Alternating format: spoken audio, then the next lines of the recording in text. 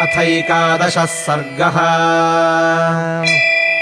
अग्रतः प्रययौ रामः सीता मध्ये सुशोभना, पृष्ठतस्तु धनुष्पाणिर्लक्ष्मणो नु जगामः। तौ पश्यमानौ विविधान् शैलप्रस्थान् वनानि च, नदीश्च विविधा रम्या जग्मतुः सह सीतया।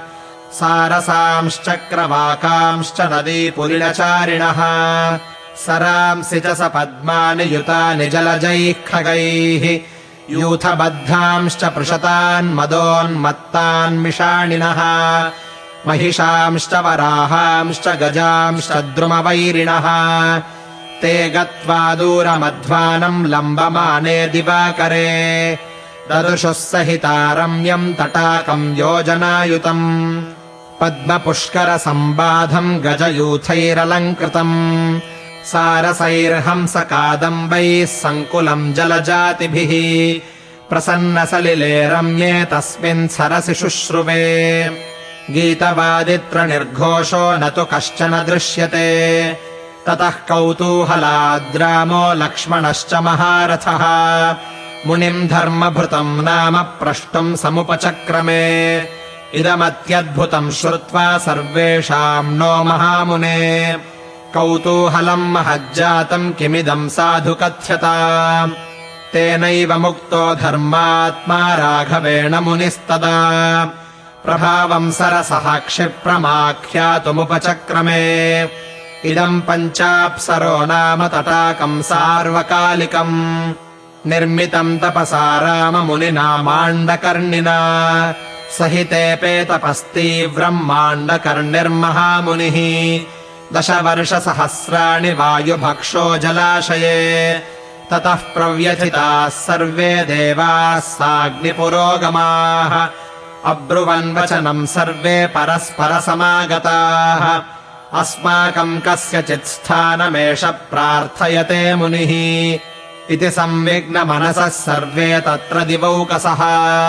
ततः कर्तुम् तपो विघ्नम् सर्वदेवैर्नियोजिताः, प्रधानाप्सरसः 5 विद्युच्चलितवर्चसः।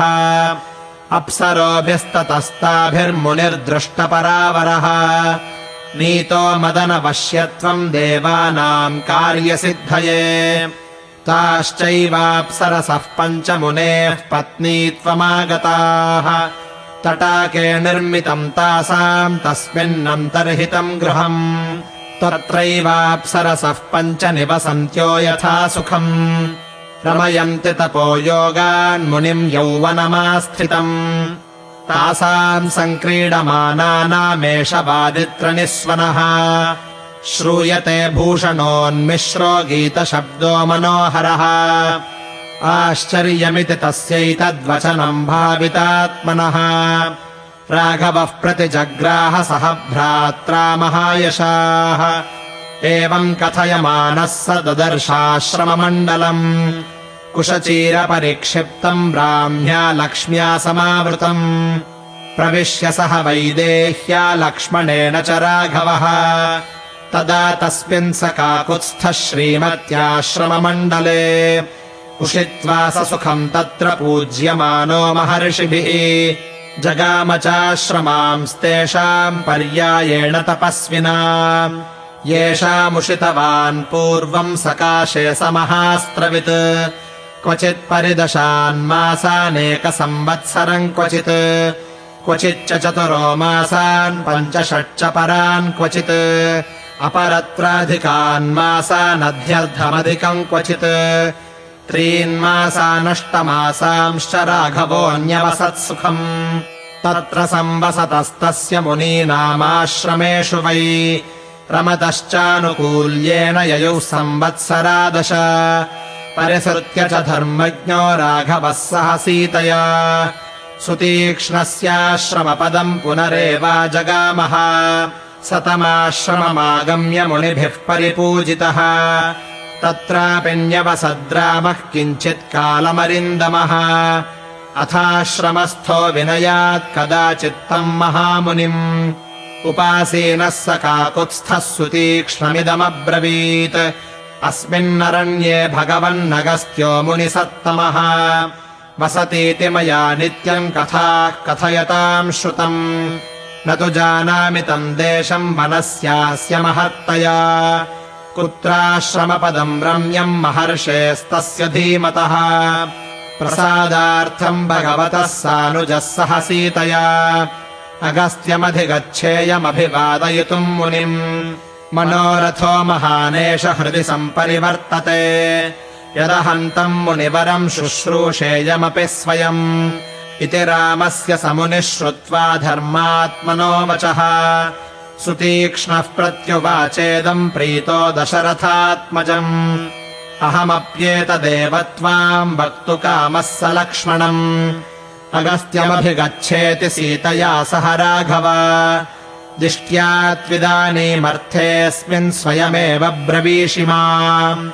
अयमाख्यामि ते राम यत्रागस्त्यो महामुनिः योजनान्याश्रमात्तात याहि 4 वै ततः दक्षिणेन महान् श्रीमानगस्त्यभ्रातुराश्रमः स्थलीप्रायवनोद्देशे पिप्पलीवनशोभिते बहुपुष्पफले रम्ये नानाविहगनादिते पद्मिन्यो विविधास्तत्र प्रसन्नसलिलाशयाः हंसकारण्डवाकीर्णाश्चक्रवाकोपशोभिताः तत्रैकाम् रजनीम् युष्य प्रभाते रामगम्यताम् दक्षिणाम् दिशमास्थाय वनखण्डस्य पार्श्वतः तत्रागस्त्याश्रमपदम् गत्वा योजनमन्तरम् रमणीये वनोद्देशे बहुपादपशोभिते रंस्यते तत्र वैदेही लक्ष्मणश्च त्वया सह स हि रम्यो वनोद्देशो बहुपादपसंयुतः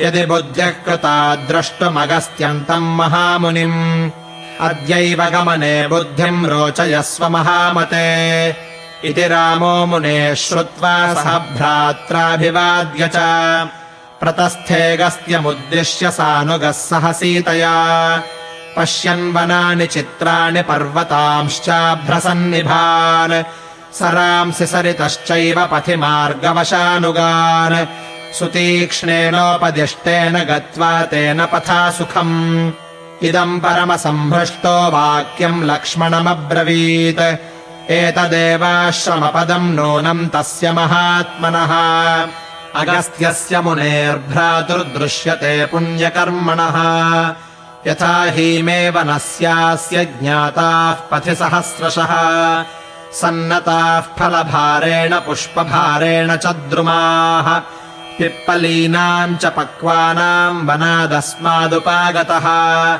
गन्धोऽयम् पवनोत्क्षिप्तः सहसा कटुकोदयः तत्र तत्र च दृश्यन्ते संक्षिप्ताः काष्ठसञ्चयाः लूनाश्च परिदृश्यन्ते दर्भा वैदूर्यवर्चसः एतच्च वनमध्यस्थम् कृष्णाभ्रशिखरोपमम् पावकस्याश्रमस्थस्य धूमाग्रम् सम्प्रदृश्यते विविक्तेषु च तीर्थेषु कुतः स्नानाद्विजातयः पुष्पोपहारम् कुर्वन्ति कुसुमैः स्वयमर्जितैः ततः सुतीक्ष्णवचनम् यथा सौम्यमया श्रुतम् अगस्त्यस्याश्रमो भ्रातुर्नूनमेष भविष्यति निगृह्यतरसा मृत्युम् लोकानाम् हितकाम्यया यस्य भ्रात्रा कृतेयम् दिक्शरण्या पुण्यकर्मणा इहैकदा किल क्रूरो वातापिरपि चेल्वलः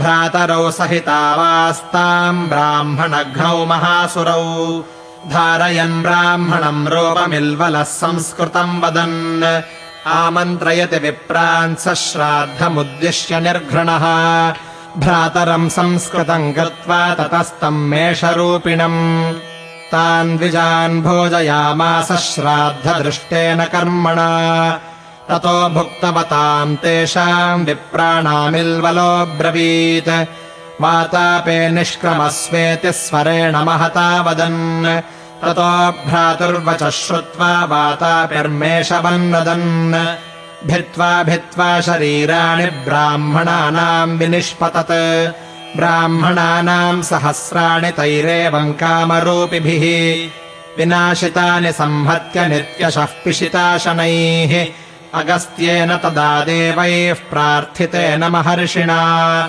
अनुभूय किल श्राद्धे भक्षितः स महासुरः ततः सम्पन्नमित्युक्त्वा दत्त्वा हस्ते वने जनम् भ्रातरम् निष्क्रमस्वेति चेल्वलः समभाषत स तदा भाषमाणम् तु भ्रातरम् विप्रघातिनम् अब्रवीत् प्रहसन् धीमानगस्त्यो मुनिसत्तमः कुतो निष्क्रमितुम् शक्तिर्मया जीर्णस्य रक्षसः भ्रातुस्तुमेष रूपस्य गतस्य यमसादनम् अथ तस्य वचः श्रुत्वा भ्रातुर्निधनसंश्रितम् प्रदर्शयितुमारेभे मुनिम् क्रोधान्निशाचरः सोऽभ्यद्रवद्विजेन्द्रम् तम् मुनिना दीप्ततेजसा चक्षुषानलकल्पेन निर्दग्धो निधनम् गतः तस्यायमाश्रमो भ्रातुस्तटाकवनशोभितः विप्रानुकम्पया येन कर्मेदम् दुष्करम् कृतम्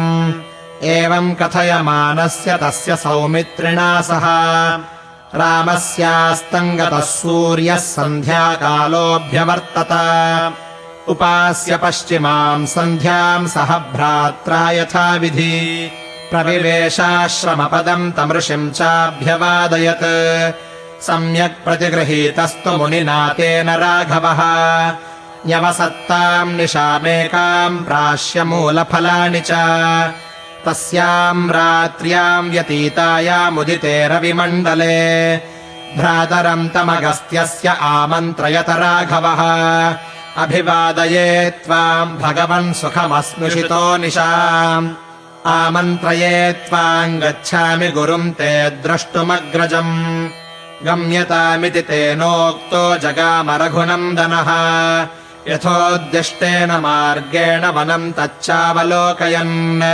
नीवारान् पनसान् सालान् मञ्जुलांस्ति निशांस्तथा चिरिबिल्वान् मधुकांश्च बिल्वानथ च तिन्दुकान् पुष्पितान् पुष्पिताग्राभिर्लताभिरुपशोभितान् ददर्श रामः शतशस्तत्र कान्तारपादपान् हस्तिहस्तैर्विमृदितान् वानरैरुपशोभितान् मत्तैः शकुनिसङ्घैश्च शतशः प्रतिनादितान् ततो ब्रवीत् समीपस्थम् रामो राजीवलोचनः पृष्ठतोऽनुगतम् वीरम् लक्ष्मणम् लक्ष्मिवर्धनम् स्निग्धपत्रा यथा वृक्षा यथा क्षान्ता मृगद्विजा आश्रमो नातिदूरस्थो महर्षेर्भावितात्मनः अगस्त्य इति विख्यातो लोके स्वेनैव कर्मणा आश्रमो दृश्यते तस्य परिश्रान्तश्रमापहः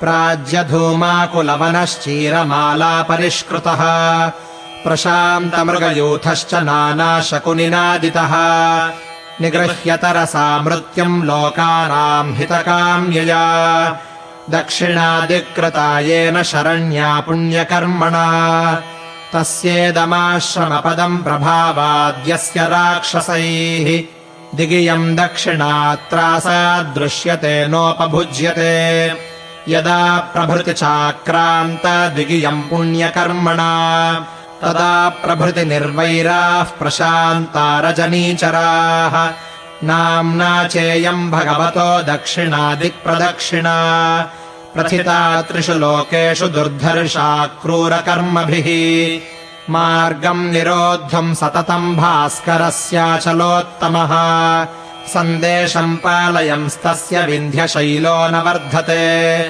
अयम् दीर्घायुषस्तस्य लोके विश्रुतकर्मणः अगस्त्यस्याश्रमः श्रीमान् विनीतमृगसेवितः एष लोकार्चितः साधुर्हिते नित्यम् रतः सताम् अस्मानधिगतानेष श्रेयसा योजयिष्यति आराधयिष्याम् यत्राहमगस्त्यम् तम् महामुनिम् शेषम् च वनवासस्य सौम्यवत्स्याम्यहम् प्रभो अत्र देवाः स गन्धर्वाः सिद्धाश्च परमर्षयः अगस्त्यम् नियताहाराः सततम् पर्युपासते नात्र जीवेन्मृषावादी क्रूरो वा यदि वा शठः नृशंसः पापवृत्तो वा मुनिरेष तथाविधः अत्र देवाश्च यक्षाश्च नागाश्च पतगैः सह वसन्ति नियताहारा धर्ममाराधयिष्णवः